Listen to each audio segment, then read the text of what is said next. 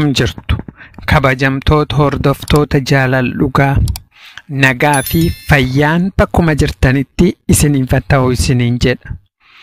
Har'a osoo isin ta'e maal gootu?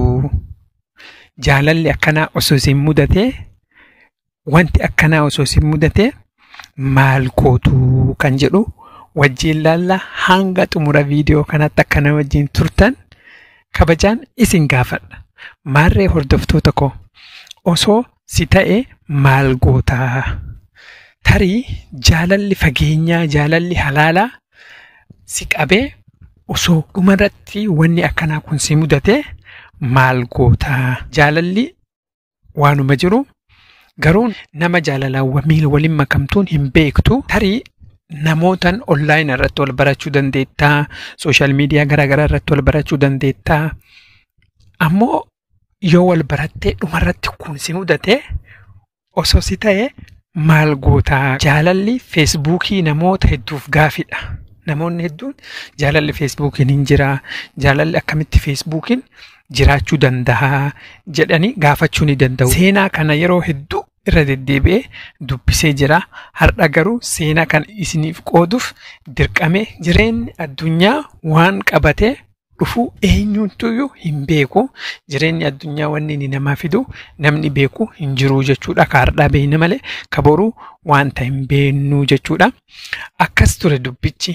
Namoota lamattuu feesbuukii irratti yeroo dheeraa fi wal baratee yeroo hedduu chaatii waliin godhaa, waliin haasaa turanii jechuudha. Dhiirri tokkoo fi dubartii tokkoo jechuudha.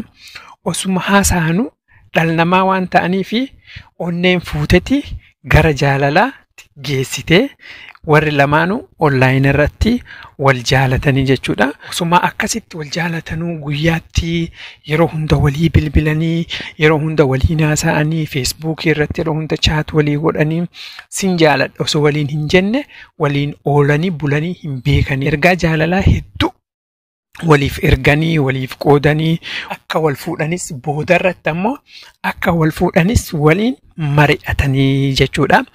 Yeroo dheeraaf halaala ta'anii wajjin haasayaa turanii akka qaaman wal arganii waliin haasa'anis murteessanii jechuudha. Erga ammoo chaatii irratti akkasumatti waliin haasa'anii qaaman gaafa akkanaa wal agarraa, gaafa akkasii wal agarraa waliin jedhaniin booda gara iddoo beellama isaaniitti bakka itti waliin beellamatanitti bakka akkanaa fuula akkanaa bakka akkanatti wal agarraa waliin jedhaniiti bakka itti wal beellamanitti wajjin mari'atanii guyyaa walii beellamatan sun amma yeroo bakka itti wal beellamanitti wal argan sun gurbaan intala feesbuukiin wajjin haasa'aa turan kun maal jedhaani? Akka nama qaama miidhamaatti wiilcheerii fideeti wiilcheerii irra nakaayii jedhee gaafataa jechuudha. Isii tana intala wal beellamaniin tanaa jechuudha. Ishiinis wiilcheerii barbaaddee fiddee hiriyyaa dubiraa ishii tokko qabattee wajjin dhufteeti gara iddoo beellamaniitti miila ishee qajeelchiteeti wiilcheerii fiddee irra keettee jechuudha. Mucaa wal beellamaniin suni jechuudha. Amma isiin hagammaa hin beekne namuma gargaarumaafin akkasitti wiilcheerii fiddee irra keettee jechuudha. Garuu gaafa bira geessu dubbiin faallaa ture. Yeroo wal arganii waliin haasa'an eenyummaa isaa inni sitti himu ani hin bari nama feesbuukii wajjin haasa'aa turre suni amma kun luka lamaan kanan qabu akkanatti qaamaan miidhamaa jedhee yoo agartee inni itti himu yoo agartu kana amma inni qaama miidhama ta'uu barteeti kaatetuma baqattee jechuudha.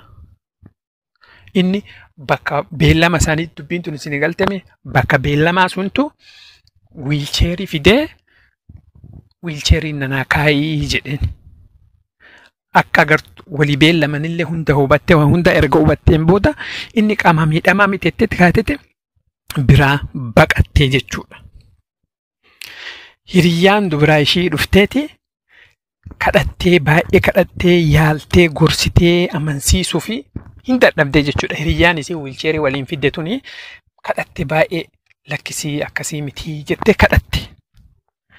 Diddeeti dhumarratti ammoo hiriyyaa ishii kanallee harkaa baatee kaateeti fiigdee dabartee jechuudha.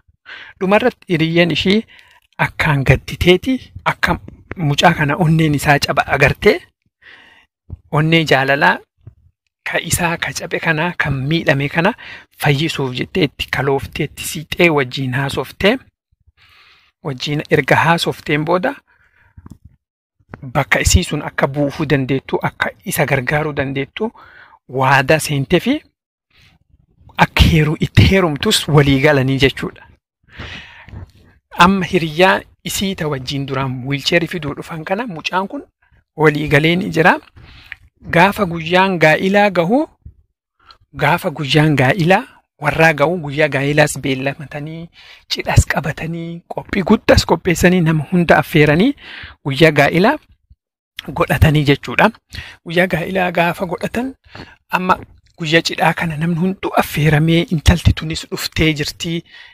Erga waltajjii irra deemanii cidha qopheessanii waa hunda godhaniin booda wiilcheerii ofii qabatee inni qubee waa hunda erga warri qubeellaa walitti kaa'een booda dubbiin isaanii akka xumura nam hundaafuu galee jechuudha. Amma warri kun lamaan wal fuudhu edaa amma booda dubbiin isaanii xumuramee jira. Qubeellaa ishiinis harkatti keettee innis qubeellaa erga kaa'eetiifiin booda dubbiin isaanii erga akka wal fuudhan baramee jechuudha. Amma dubbiin amma asitti inni wiilcheerii irraa ka'ee ol ka'ee qubeellaa kaa'eef fayyaa jira jechuudha.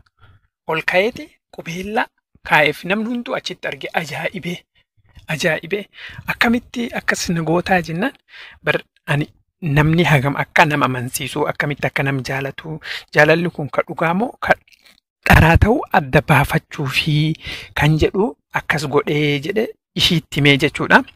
Gammachuudhaan amanuu dadhabdee innis isiinis namoonni biroos gammachuudhaan bakka of wallaalanii jechuudha. Bakka jiran of wallaalanii akkuma namoota biraa fayyaa qabaachuu isaa hubatanii jechuudha. Inni akkuma namoota biraa fayyaa qabaa uummanni hunduu eebbisee raajiin itti uumamee jechuudha. Intalli ishiin duraan isa diddetunis argite amanuu dadhabdee aariidhaan gargaltee fiidee baate. Isiilleen duraan jaalattee waan jirtuu fi waan Facebook irratti akka gaarii waliin haasa'anii fi dhumarratti maal of gootan beektanii? Aartee an akkas godhuun qabuu jettee gaabbitee ufajjeeste. Garuu kun jaalala dhugaati. Jaalala dhugaan ta'ee jechuudha. Kanaafuu seenaan kun yoo isinitti tole like gochuun dagatinaa, share godhaa, yaada qabdan osoo si ta'ee maal goota wanni akkanaa kun otoo si mudatee waliin haasoftanii dhumarratti akkanatti inni qaama miidhamaa akka inni jiru ergasitti himeen booda wajjin walitti heerumtammoo maal goota? Hordoftoota koo yaada qabdan kara koomentiitiin barreessaa. Qophii har'aa asumarratti xumuree jira. Hanga qophii biraatiin wal agarrutti viidiyoo kan like gochuun dagatinaa. Namoota chaanalii kanaaf haaraa ta'an ammoo subscribe godhaa. Ispoonsara keenya Aadaa Jaawoo baay'ee galatoomfannaa. Hanga qophii biraatiin wal agarrutti nagaan.